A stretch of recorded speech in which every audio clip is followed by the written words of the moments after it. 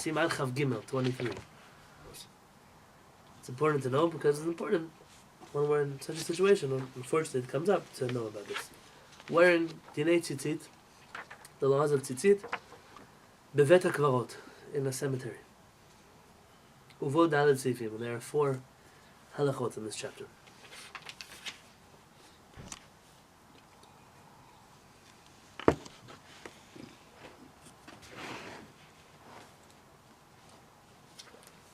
Let's read Maran. Maran is the deciding force here, regardless of what we read in the Bible.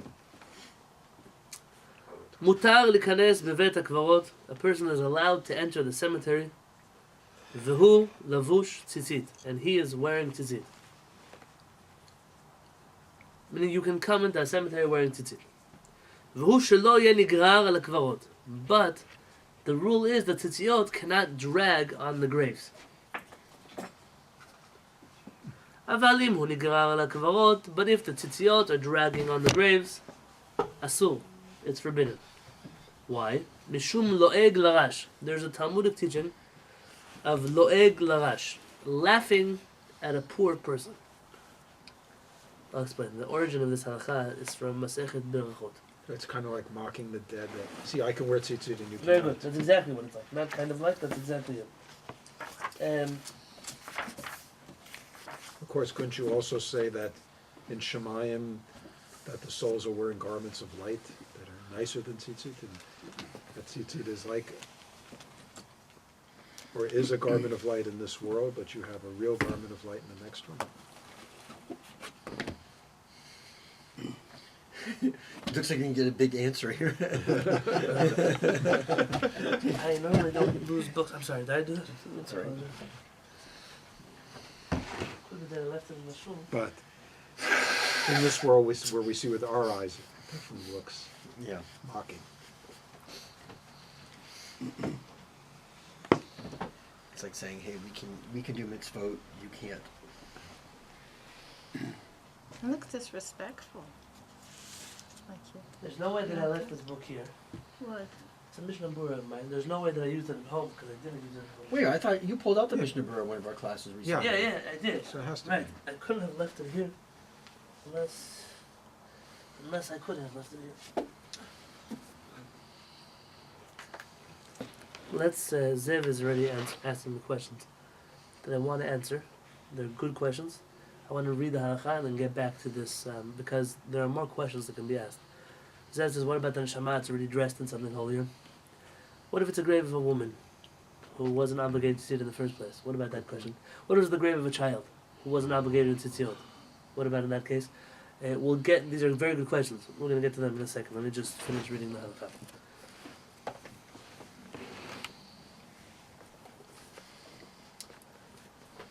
Lo'eg larash simply means that the people who are dead are unable to fulfill the mitzvot. They can't wear tzitziot. And how can I come and laugh in their face by my tzitziot hitting their graves? God forbid. And therefore, our rabbi said, one is forbidden from letting, you can wear the tzitzit, but it's forbidden from letting the tzitziot dangle on the graves. Bamei dvarim amurim. What case are we talking about? Says Maran. Bimehem, in their days. What are their days? when they were alive. They're dead. When they were alive. In their days. In the days of the rabbis of the Talmud who wrote this halakha. Shayu matilim tzitzit b'malbush shelovshim letzorch atzmam. They would put tzitziot on their regular clothing that they wore for themselves. So they wear a poncho kind of clothing, a robe, and that clothing has tzitziot. This is what it's talking about. You can wear it into the cemetery, but it shouldn't dangle on the graves. But us, she'en mechavnim bahem elo l'shem mitzvah, that we only wear them for the sake of a mitzvah. We wouldn't be any less naked had we not worn our tzitziot today. Asur, it's forbidden.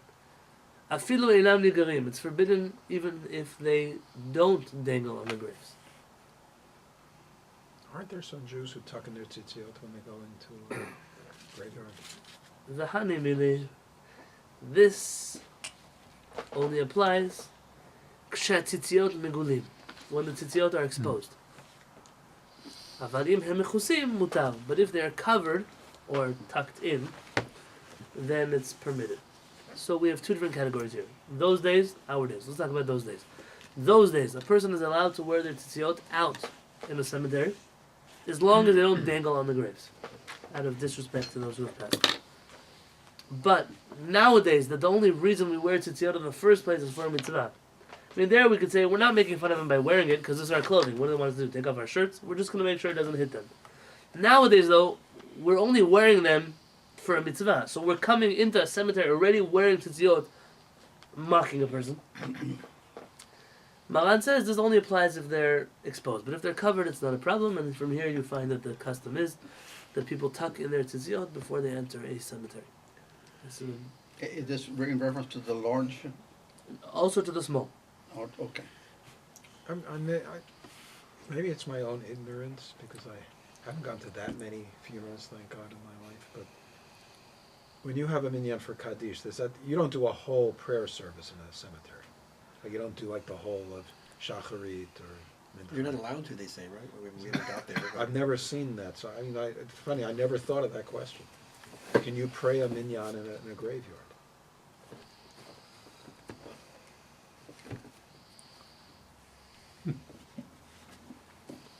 I see people reading Tehillim, and we go to a Rebbe's. Yeah, grave that's or what I something. was was taught. I'm interested to hear what Rabbi Yonatan says. Tells us is the on that. 'Cause I heard that you can only say Tehillim there, nothing else, no other type Well, of just daily. no other type of Yeah. prayer. So Because then when you're I'm wondering, praying, that seems Hasidic now that I like from this lens, but I don't know. Maybe there's the like time talit seems- and to fill in, right? Yeah. When you- Let me read to you from the Shulchan Aruch about 50 chapters later. 71. Chapter 71 of this volume of Shulchan Aruch, not in this book, but in Orach Chaim. Maran writes the following: 71 halacha 71 halacha 7. These are the halachot of mourners being exempt from saying Kriyat Shema because they're busy with the mitzvah of burial. Says Maran, Asur likrot Kriyat Shema. It's forbidden to read Shema. Toch arba amot shel met. Within 4 amot. We said 4 amot are 18 inches each, so we're talking about how many feet? 72, 72. Feet. 70. 6 feet. 6 feet.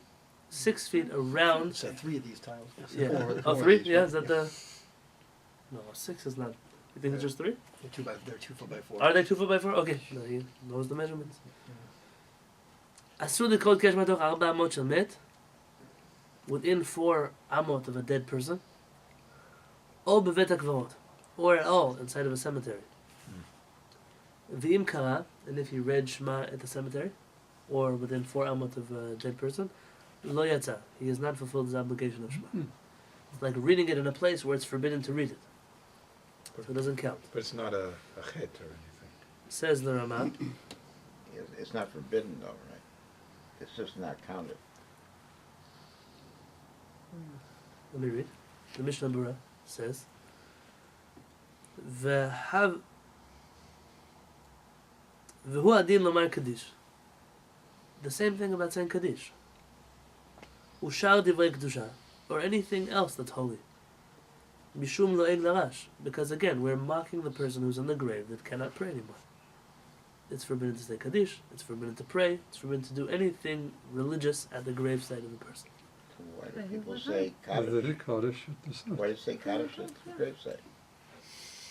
So you're saying then that it's being done under false circumstances. There's a halakha in Shulchan Aruch. Right? You understand? There's the halakha. Yeah, you're We not- have to now understand why it is that people do what they do. Right. Not the other way around. We're not going to say, because people do what they do, we have to disprove the halakha in Shulchan Aruch. It's very careful. That's the way around.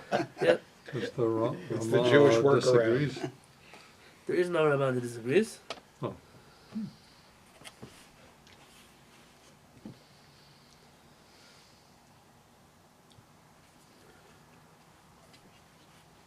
If you want to look up in length, Rabbi Madi Yosef talks about the Tznicha Vedat.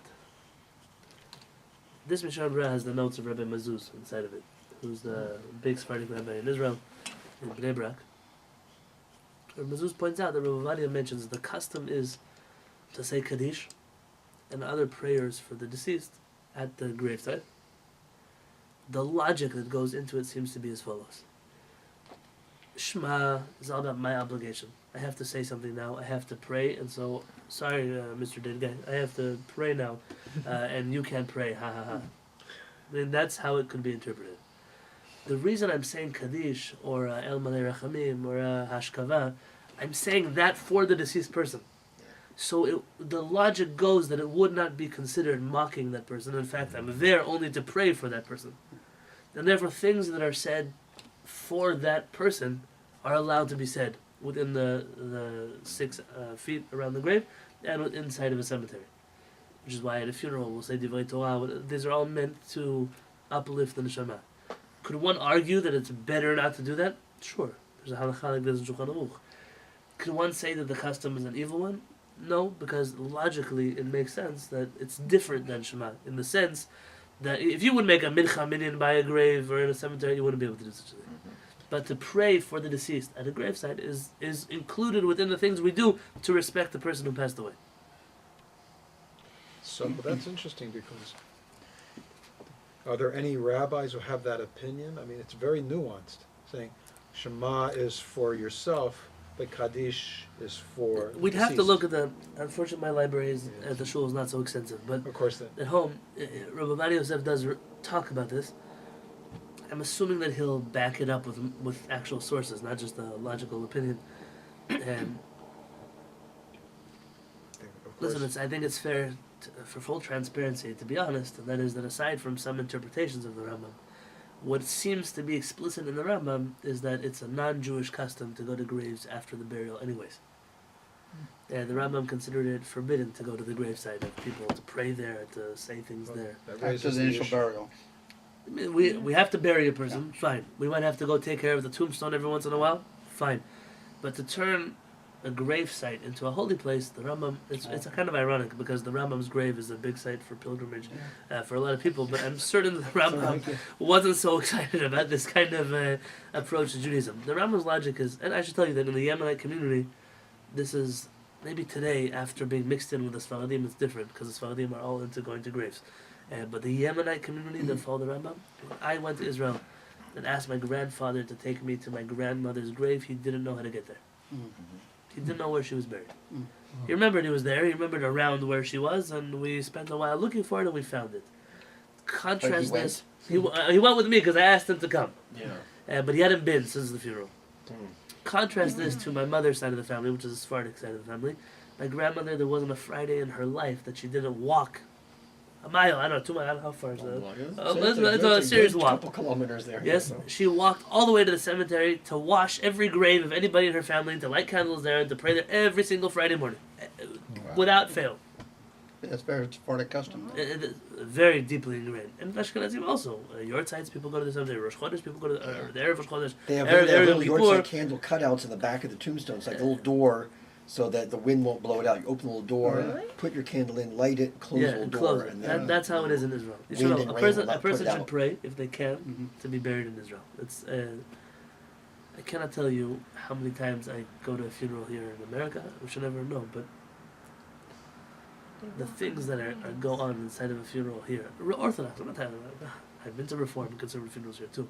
I'm not talking about Orthodox funerals. Everybody's sitting in chairs on top of other people's graves. I've seen that. They too. walk What is on that? it. Yeah. People are walking, they're standing on top of other burials, people's yeah. graves. No, I know not the way that. That is it a- They set up a tent and. And then just sit people in are it. Yeah, pl- there's tombstones right under your ear. That's It's like somebody's carpet. grandmother. That's somebody's wife. Roll That's out what like a is big this? green carpet so Yeah. that it's sort of like, oh, you're just on the carpet. You're not really. For the 15 people who can fit on the green carpet, Yeah. and then everybody else is camping out on top of the. Somebody else, yeah. So what do they do in Israel? In Israel, graves are they come out of the ground, so there's no way to step on unless someone climbed onto a tombstone. They come out of the. They're above They're- the ground. Above ground. Imagine like a 6-foot plot that goes out. The there's It's not just a above ground. tombstone. That whole flat thing is raised, and then there's a headstone. There's a Yeah. and a headstone, and that's how people are buried. Like a slab of concrete. Yeah, but Kind it's like they cover with marble and Yeah, you know okay. whatever else that goes on top of that. It's raised? Yeah, Everything is raised. You can't step on a grave Yeah, if you want it's to. like 2 feet up. If you don't know any better, you might look at that and say, "Wow, are they really buried underground, or are they in that kind of that box?" It's almost like a It could concrete look like box. this, exactly. It could look there's enough room for a person to be buried on top of the ground, but they're not. They're buried down below. 6 feet under. Yeah. I don't know how many feet, but Well, they say 6 foot under. Who knows? in America, people are buried inside of coffins. That's the law in California. Yeah. According to Jewish law, a person not allowed to be buried inside of a coffin. Well, not just a coffin, but you also have to be in a giant concrete Very sarcophagus good, also yes. outside of the It's a cement grave, literally, and that's An meant to encasement prevent of concrete. diseases and all. There's a reason why it goes like this. In Israel, a person is wrapped up in a talit and buried in the ground, just like that. So how do they have room? Do they have a lot of space between each grave? Ironically, Israel is in a crisis now of cemetery space. They've now allowed, in Jerusalem, there's a big fight between the chief rabbis. They've built high rises to bury people. What? It's kind of scary, actually. You'll drive by this on your entrance to Jerusalem. It's a new plan. Their chief rabbis are in argument whether it's kosher or not. High prices.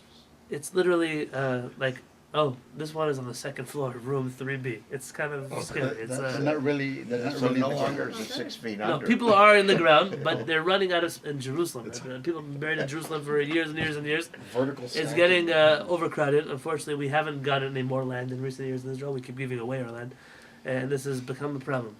But for the most part, let's talk about the standard. in Is Israel. that a controversy for families too? Like Sure. if mom and dad are kind of Not just that, but people. Grandpa. Why does he get a plot and I'm? Because in Israel, the government. condo. It's a right to be buried. For example, it's very expensive for an American to be buried in Israel, because the government cemeteries are reserved for Israeli citizens. Yeah. The Americans who buy private plots and this is a whole different world. It's a different cemetery. It's a different place. It's not all in the same place. You've had some situations. There was a person who's a student of mine, an older student of mine, who has 2 plots in Jerusalem for him and his wife. And in the cemetery that he's in, it's a very lucrative cemetery to be buried in. And so there have been in the middle of the night, literally people will bury somebody inside of a reserved plot. And then 20 years later, a person comes to bury their sibling or and there's someone in the spot. I can't believe that. And then what happens? Like, it's In pretty Judaism, bad you know jokes. what? We don't exhume bodies unless there's Move over here. unless there's a great need to exhume a body. Oh. And so what people have been doing, I'm sorry I'm laughing, it's not the funny thing.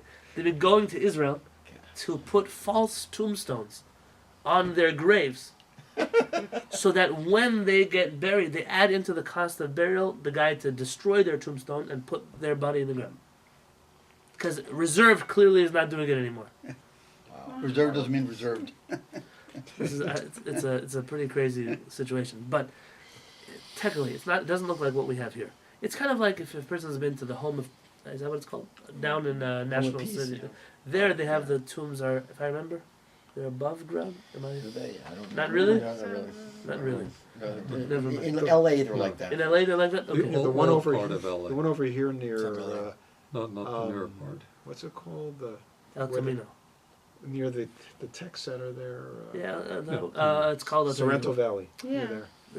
El Camino. Yeah, the Yeah. stones are right in the ground, and people walk and Yes. step they on Walk them all and the step. time. I know. Whenever I go often. Whenever I pass there, I go into. There are a lot of people that I know that are buried there, and I go put Both the my stones wife's and I parents pray were there. At least I try a few times a year. Not always do I get there, but a few times. And when I go there, I just to walk to the graves, I have to. Yeah, go I look there like a now. crazy person. I'm jumping here. I'm jumping over there, and and also you never know. You don't know where a person they bury them. This way is a buried. It's a little rock. That's a. It's terrible. Yeah. So one here in America they bury in coffins also, which is it's a problem. It's allowed technically. Jews have the thinnest legal limit of a coffin as possible because we believe the body degrading is what counts as a body going to the next world, and therefore What is they're very flimsy coffins. They're not like a. Wooden No, coffin. they're Plywood. fine. They look Yeah, like wooden. plywood from Home Depot, Oh, like really? Yeah, a they're very fine. thin Oh, really? coffin. Yeah. I have a controversial question. Yeah. Which is the status of a tzaddik in a cemetery different than a regular Jew in terms of you're going and you're asking for something for yourself? You're praying for your family or for Jews and so forth. Is there any halacha about that, or is this just a minhag that's been established? It's a great question. Can I answer this in a few minutes? course, This is of good. course. Were you going to ask something? I was just going to say, in Montreal, in the cemeteries where my parents are, the graves are all in a line, and then there's a path, and then there's another line of cemetery of people being buried, and there's So people walk so on no, the you path. never walk on somebody's grave. Okay. Thank God. That's You walk important. on the designated path. I don't know if this is a San Diego thing, it's an America thing, I don't know It's what in this I think is. it's American because thing. in A lot of Rochester, things they raised. have the same Same situation. situation? Walking on people's graves. Why Really? would they could do that? How could the Yeah. Orthodox allow Yeah. that to happen? I mean, it's like Now, on top of this, I've noticed that in many, many graves, the funerals that I've been at, it's not Jews who are burying the body. Yeah, a few people put some shovels over there, but for the most part, it's two non-Jewish guys with the truck that are lowering down a body into the grave. Bichlal, in our faith, to have Jews, especially Jews who are connected to HaKadosh Baruch Hu, to do whatever possible, it's a necessary thing. It's not a luxury that we have. It's what must be done. And I've stayed very often at a funeral till the end with the guys who are working there, just to keep putting more shovels and more shovels. So at least I can say that most of the, Yeah. some of the burial was done by a Jew. The fact that it takes a few days to bury a person in America doesn't happen overnight. In Yerushalayim, when Mordechai passed away, I think his funeral was at 1 o'clock in the morning. I was there. 1 o'clock in the They morning. don't wait. Yeah. As soon as they can get a body to the ground, it goes. I've never heard of a Yeah. nighttime burial in the U.S. Any congregant of mine that has been Israeli, and I always, the first thing I have to tell them when a family member passes away in Israel is, forget it, you're not going to make it to the funeral. Yeah. It just doesn't happen. Nobody's going to wait for you over there. The fact that Shimon Peres was lying around for a few days is a very rare occurrence. It seems like, by the way, you should know that in the poskim there is talk about an important person and having people waiting for them. Shimon Peres was a president of Israel. It wasn't a Joe Schmo who passed away. And there seem to be leniencies in this. But just, at least in this city, we don't have a bid din functioning here. We don't have the Chevra Kadisha we have are beautiful people. It's a real volunteer service. And there is no, but it's an optional thing. You don't have to go, the person doesn't have to go to Chevra Kadisha. And we're lacking an infrastructure, a real serious religious infrastructure to take care of the things in a proper halachic way. And the people of San Diego, they're hurt by it. And this is the kind of thing that if somebody would tell me there's a meeting next week, all the rabbis in San Diego, I don't care if you're Orthodox, Reform, Conservative, let's try even just the Orthodox. We're gonna, no politics. We all have to sit at a table because we have to put together a Jewish burial society that takes care of things according to halakha. I would sign up to be there tomorrow, regardless if there are people there that I never want to see again. It's a must. It's a necessity. There's no room for politics when you're dealing with matters like this. There's no room for it. But unfortunately, you can't always make that happen. It's not in everybody's hands. But a person wants to know the halachot. There's always people who write in their wills that they want certain details to happen according to halakha. Do your research. Look into things. I know it's an uncomfortable topic to think about. A rabbi tells all the people who take care of such matters, it's a segula for long life. You don't have to be afraid to talk about such things. They're not about me. I just want to look things up. It's an important thing to do. I'm sorry for taking the tangent, but it's an important one. And so here, from those tangents. this minhag of saying Kaddish, the logic behind it is very simple. I'm here to pray for that person. In Israel, I've seen in many places what they do is they have all those eulogies and they have a room outside of the cemetery. That's where it's all done. Sometimes it's within the walls of the cemetery, but it's not where the graves are. They don't set up camp where the graves are. Practically there's no room because everything is built above ground. They have a place, that's where they say the Torah, that's where people talk, that's where people say the last word, that's where the rabbi says Kaddish, and then they escort the body to the plot, and that's where they bury them. But those two things are done in different places. They're not done at the gravesite. And that might be also trying to keep as much of this halakha as possible. When we share the words of Torah, when people are eulogizing, not to do that in the middle of a cemetery. Especially since I'm sure one can make the argument. Yeah, you're saying Tehillim for this guy, but what about the guy next door? I'm sure I didn't see the letter from Chama Yosef, but I'm sure something like this comes up. In which case, it's a good thing. Just in general, when a person goes to a cemetery, I'm here to pray for everybody. I'm praying for all the neshamot. I'm praying for there's no reason to... Sure, I'm here for my family member, but all the neshamot here should have an aliyah. That's what we're trying to accomplish overall. About tzaddikim and their graves. There's a lot of controversy about this. I just got a book today in the mail that I made a shachian on. I've been hunting for this book since 2000 and at least 2008. It's not going to be printed again. This book. It's the first volume of Rabbi Masas's letters. Oh, which contained his more controversial ones. It was printed again not so long ago, but it seems like it shook up too many people, and it'll take some more courage before someone prints it again. I've been waiting for 3 years for the guy who printed the last one to print the new one, and it just didn't seem like it was. That's when I was in Yerushalayim. I said, "Is it going to happen?" No. Hashem made it happen. That last week before Shabbat, I got a phone call from New York. Somebody found the copy with Rabbi Masas's handwriting inside of it, Oh. and said, "Are you interested in paying for it?" I said, "How much?" We worked something out. I paid for the book. I just got it in the mail today, a few hours before I got here. And I have not. My father and I have been sitting at the table since, I don't know, 5, 6, just reading letters together. One of the letters we came up with, interestingly enough, is about going to Tzadikim's graves. Rav Masas, who is not the Kabbalistic Hibijwibi type, he's not into this kind of stuff. Very, usually toes a very rational, hardcore, anti-mumbo jumbo line. This is his world. Found there was a rabbi who was against people going to pray at Tzadikim's graves, or making pilgrimages at Tzadikim's graves, or making meals at Tzadikim's graves, and he felt like this looked too much like pagan idol worship. And Rav Masas ripped him into pieces. And he said, you want to judge the Jewish people so bad, they're going to pray to the Tzaddik, they're praying to him instead of God, they're eating to him, they're sacrificing to him, so why do you have to judge the Jewish people so bad? They're going to the grave of a great rabbi. I love how you should respect rabbis like they respect rabbis. I love how you should care about Hashem like they care about Hashem. It should be so important to you that a righteous person passed away that you even care to mark it on your calendar. It really rips into him. And goes out of his way almost, in complaints that are not even so good, to justify this custom of praying at the graves of tzaddikim. So I have to, in my heart, put the Rambam just on the side for a minute. Perhaps when you go to the Rambam's grave, it's best to just look. Over there, you might not want to mess with the Rambam. But clearly there's been Jewish pilgrimages to Rabbi Shimon Bar Yochai, and to the Arizal's grave, and to Rabbi Yosef Karo's grave, and this is a Jewish thing. Breslovers are going to Uman, and we go to Hebron to pray by the forefathers, and Yosef Tzaddik's tomb, and it's not a foreign to us, this concept. Some rabbis wanted to argue that according to Kabbalah, Tzaddikim's graves are not impure.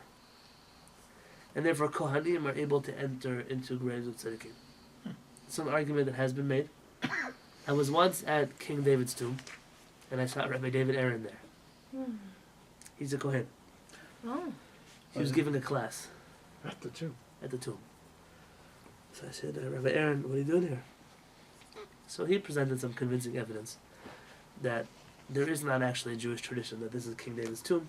At best, it's a tomb of some Ottoman knight who was buried there, and some legend passed it on that this was King David's tomb. The way we know where King David was buried has nothing to do with this location of Jerusalem. Even if it's called King David's tomb, he doesn't believe it's a Christian tradition that this is King David's tomb. And he felt, and he's not the only Kohen I've seen do that he could go inside. Rav Kook was aware of an opinion that allowed him to enter the tomb of the patriarchs because of the way it's built, with the Muslims being on the bottom, the Jews on top. There's a way to enter without becoming tameh, but he refused to go inside. He would stand outside anyway, even though there were many Kohanim that would go inside. I saw that Rabbi Shlomo Aviner says if Rav Kook didn't do it, he's not going to do it either, so he also stands outside. But there are Kohanim who enter a place like the tomb of the patriarchs. Some might think because it's not impure, but really it's because of the way that it's built. They believe that that's permitted. All these halachot boil back down to our situation of wearing tzitzit inside of a cemetery. This conversation obviously includes a lot more in it than just tzitzit, but here, without a lot of tzitzit, we need to know what applies here. So back into our books.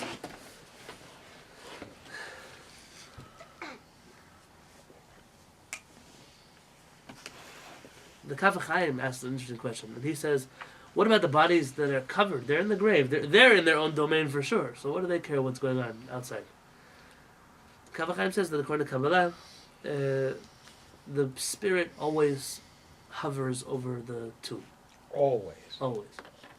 They, This is his understanding of how spirits work. Don't push me on things that I'm not aware of. And therefore, he says that even though the body may be inside, but the neshama is exposed, and therefore, or the word he uses is actually nefesh. So in Kabbalah, that makes a difference. In Hebrew, it doesn't. This is the nefesh is still hovering over the gravesite. For how long?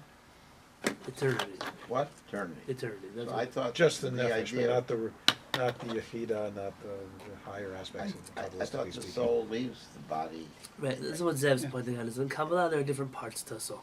I am not a Kabbalist, so I cannot tell you if he's referring to the soul is there, the spirit is there. I don't know what he's saying. I just can tell you that according to him, there is some element of a spirit still being there. Which would make sense. In most Jewish communities, the custom is not to go to a cemetery from Friday midday until Saturday past midnight.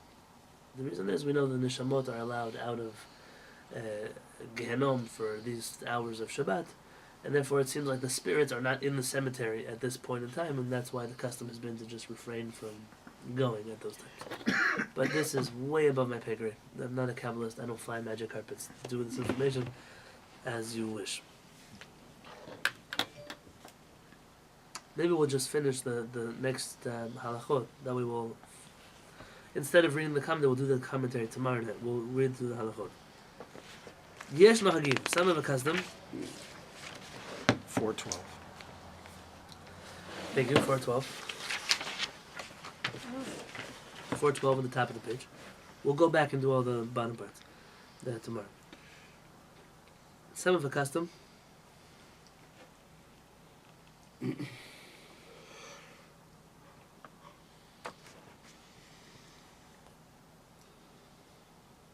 לקשור שני ציציות שבשני כנפיים זה עם זה. They tie two tzitzit and two tzitzit together on the different corners. Doubling up, basically? They're trying to invalidate their tzitzit, kind of. They're trying to say, I tied them together, they're not really there, the string's only two, it's not four. When they enter into the cemetery.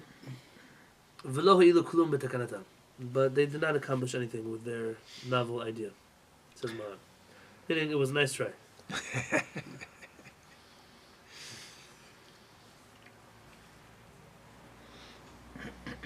The Mishnah Berurah explains. He says there are two ways to look at this. In order for those tzitziot to actually become one, you'd have to tie them in such a fashion that they would be permanently tied that way. Just doing a nice little loop and connecting them together would not invalidate the tzitziot. They're just two tzitziot that got tangled with each other. If they did invalidate the tzitziot by tying a permanent knot, it says they would have not solved anything because they would now be wearing a four-corner garment that doesn't have kosher tzitziot on it. So what are they accomplishing? They're trying to solve one problem by creating another problem. Yeah, it's not working. So either they didn't solve the problem, and if they solved the problem of tzitziot, they just caused a new problem of not having tzitziot. So that's why Maran is exceptionally harsh with this language. He says they didn't help anything with their invention.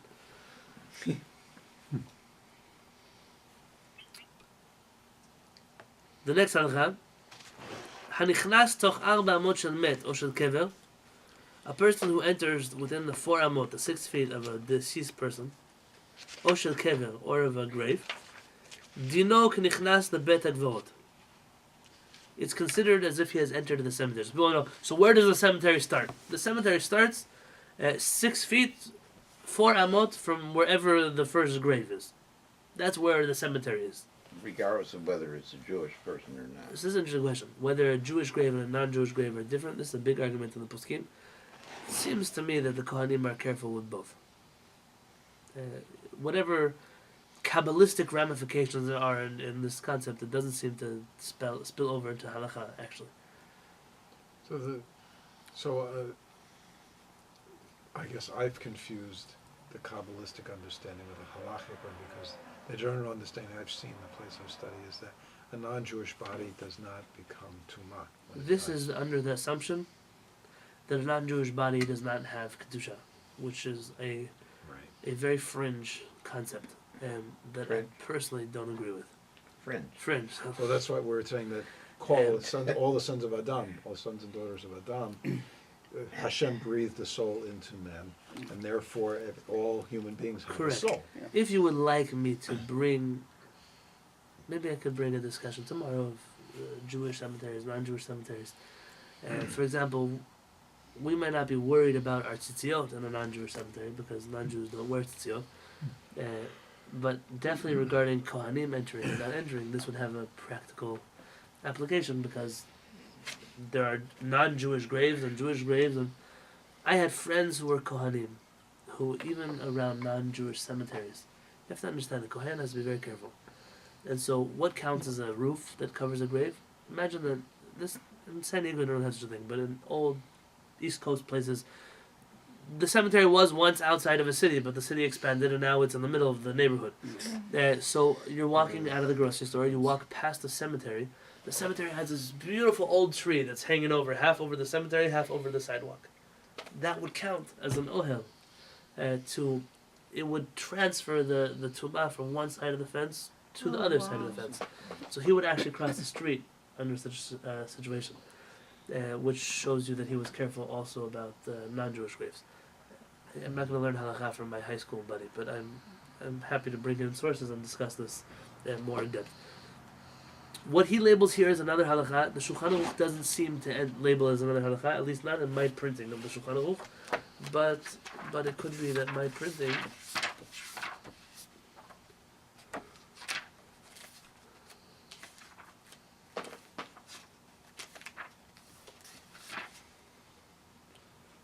it seems like in the standard printings of the Shulchan Aruch there's not a fourth halakha, just a third halakha.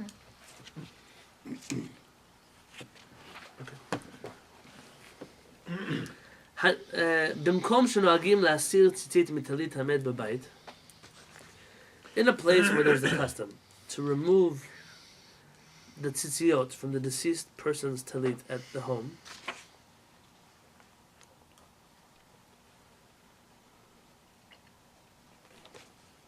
What's hamat? hamet, the deceased, אם הכתפים לובשים ציצית, איכא למחש בהו משום נוהג לרש. If I'm remembering the laws here correctly,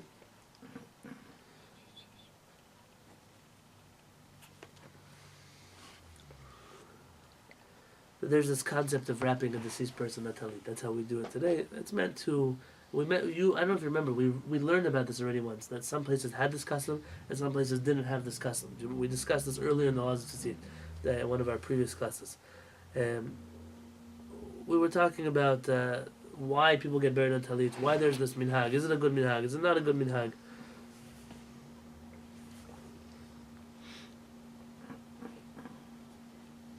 There are some places that felt that even though they wrap the body in a talit, it's not proper to bury a dead person in a talit. And therefore what they would do is they would cut off one of the corners of the talit. The question now is, in that kind of place, where they're careful about this, the people who are carrying the coffin, or the body, they might also have to remove their tzitziot. Because clearly this is the kind of place where people consider the dead body being near tzitziot. Not just that might be a place where we're also worried about the coffin bearers also taking off their tzitziot, or at least tucking them in. This is interesting halakha. We're going to talk more about it tomorrow. I want to talk about something good. We always have to end off on a good note. You know, we say about a person that our rabbis say that the clothing that a person wears when they pass away is the clothing that they'll be wearing when they arise in Kehillat, in the resurrection of the dead.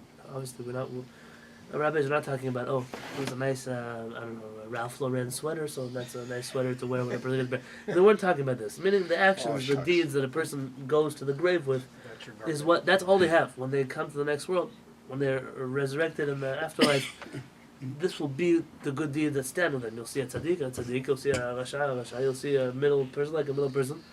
And when we wrap a person in a talit, what we're trying to say is we have faith that they passed away as a righteous person, and that when they arise, they should arise as a righteous person. That's where this concept comes from. I think in general, there's an important thing to know that we try as much as possible, I try as much as possible, that when we speak about people, to see the best inside of them, to look at people to see the good inside of them. Maybe I think you're a good for nothing person, but I want to believe that you're the kind of person when Kehillat comes around, you're going to be a righteous person. If we are able to look at people that way, we would change the world into a much better place. Rabbi Nachman of Breslov suggests that if we actually judge people favorably, we don't just do a mitzvah on our own part. We end up getting a person to judge themselves favorably. When a person judges themselves favorably, when they have to make a decision between good and bad, if they think they're a bad person, they're always going to choose bad decisions, even if they could make a right one. But if they feel like, hey, there are people out there who think I'm a good person, that's enough for a person to start making good decisions. They might say, maybe I made mistakes until today, but this person thinks I'm a good guy, and therefore I want to make a good decision. We have the ability to actually change the world. And I think that if we look good at other people, look at the best at other people. What I mentioned before about San Diego was a critique of our system because I think we could do better. I think that even all things aside, a small city that has more politics than has Jews, if we could put all those things aside to deal with the things that are important, and I believe that if somebody cared enough to make this happen, it would happen, we'd see a lot of things change. We could have a situation where, like the Ibn Ezra, they say about Ibn Ezra, they say he always struggled in business. No matter what he did, it didn't work out for him. So he was famous for saying that if he would go into the burial business, everybody would stop dying. You know, maybe Hashem would give us the world where the Ibn Ezra should get into the burial business, and the world should only be filled with people coming to life, and not the other way around.